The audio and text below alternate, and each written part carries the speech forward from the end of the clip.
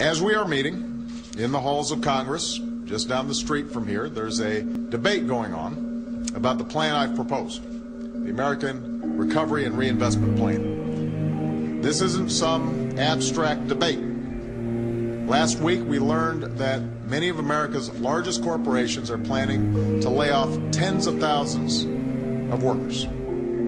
Today, we learned that last week, the number of new unemployment claims jumped to 626,000. Tomorrow, we're expecting another dismal jobs report on top of the 2.6 million jobs that we lost last year. We've lost 500,000 jobs each month for the last 2 months. Now, I believe that legislation of such magnitude as has been proposed deserves the scrutiny that it has received over the last month. I think that's a good thing. That's the way democracy is supposed to work.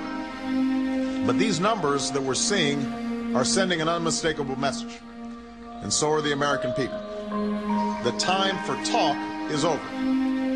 The time for action is now.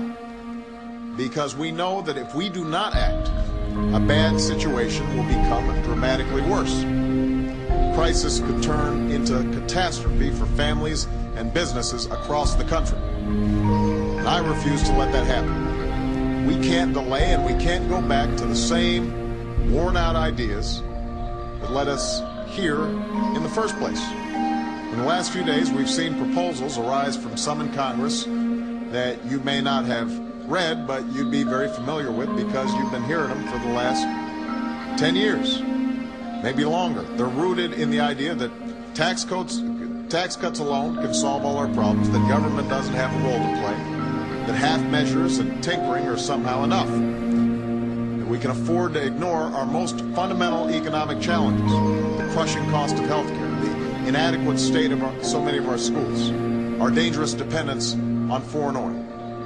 So let me be clear. Those ideas have been tested, and they have failed. They've taken us from surpluses to an annual deficit of over $1 trillion. And they brought our economy to a halt. And that's precisely what the election we just had was all about. The American people have rendered their judgment. And now's the time to move forward, not back. Now's the time for action. Just as past generations of Americans have done in trying times, we can and we must turn this moment of challenge into one of opportunity. The plan I've proposed has at its core a simple idea. Let's put Americans to work doing the work that America needs to be done. This plan will save or create over 3 million jobs, almost all of them in the private sector. This plan will put people to work rebuilding our crumbling roads and bridges, our dangerously deficient dams and levees. This plan will put people to work modernizing our healthcare system, not only saving us billions of dollars, but countless lives. This plan will put people to work renovating more than 10,000 schools, giving millions of children the chance to learn in 21st century classrooms, libraries, and labs. And to all the scientists in the room today, you know what that means for America's future.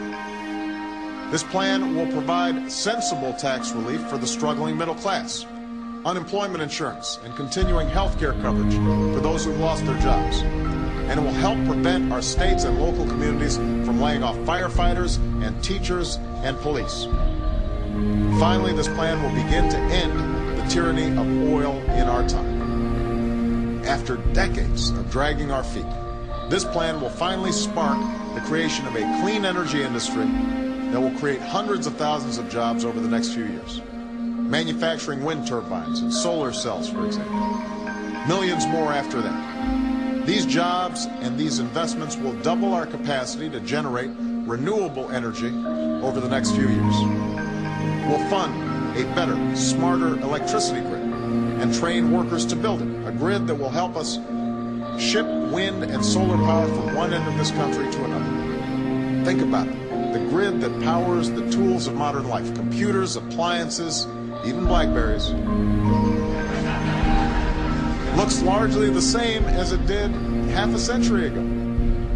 Just these first steps towards modernizing the way we distribute electricity could reduce consumption by 2 to 4%. We'll also lead a revolution in energy efficiency, modernizing more than 75% of federal buildings and improving the efficiency of more than 2 million American homes. This will not only create jobs, it will cut the federal energy bill by 1/3 and save taxpayers $2 billion each year, and save Americans billions of dollars more on their utility bills. In fact, as part of this effort, today I've signed a presidential memorandum requesting that the Department of Energy set new efficiency standards for common household appliances. This will save consumers money, this will spur innovation, and this will conserve tremendous amounts of energy. We'll save, through these simple steps over the next 30 years, the amount of energy produced over a 2-year period by all the coal-fired power plants in America. And through investments in our mass transit system to boost capacity, in our roads to reduce congestion, and in technologies that will accelerate the development of innovations like plug-in hybrid vehicles, we'll be making a significant down payment on a cleaner and more energy-independent future.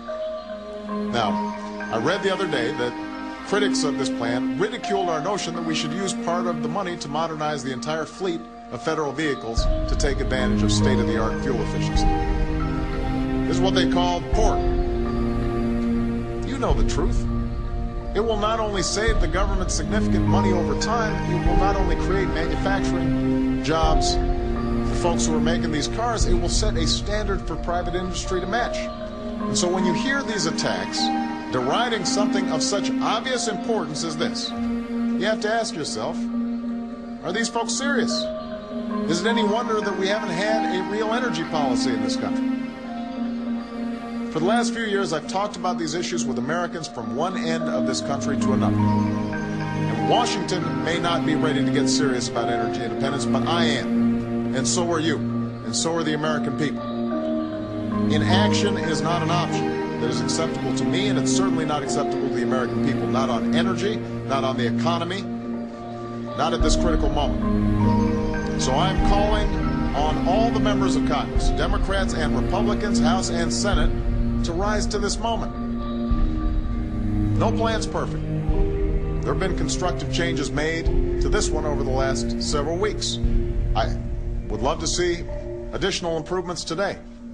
But the scale and the scope of this plan is the right one. Our approach to energy is the right one. It's what America needs right now. And we need to move forward today. We can't keep on having the same old arguments over and over again that lead us to the exact same spot, where we are wasting precious energy, we're not creating jobs, we're failing to compete in the global economy, and we end up bickering at a time when the economy urgently needs action.